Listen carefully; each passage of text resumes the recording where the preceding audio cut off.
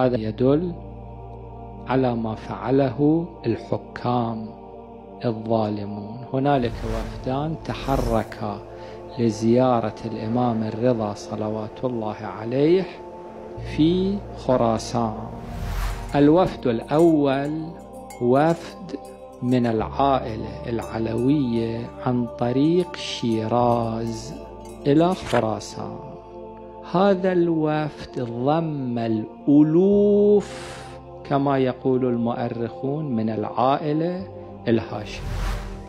الوفد الأول المأمون بعث إلى حاكمه أن يمنع هذا الوفد، لأنه أهل البيت صلوات الله عليهم الحكام ما كانوا يتحملون حتى وجودهم. الحاكم اجى وطارد هذه القافلة وفرق هذه القافلة، وكان في هذه القافلة 3 من إخوة السيدة المعصومة، محمد وأحمد وحسين.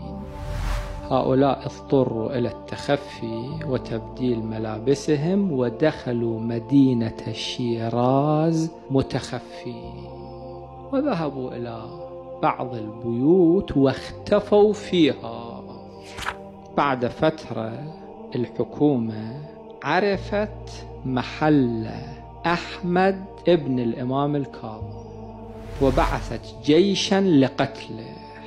هو قاتلهم أيضا، وبين فترة وأخرى كان يدخل الدار ليستريح ثم يخرج لمقاتلته. فنقبوا عليه جدار البيت، جاءوه من بيت الجيران وهجموا عليه وقتلوه في نفس هذا المكان الذي تجدون مرقده في شيراز، الذي يقال له شاه شراغ. شاه شراغ أحمد بن كاظم اعتق 1000 سيد الأعاظم.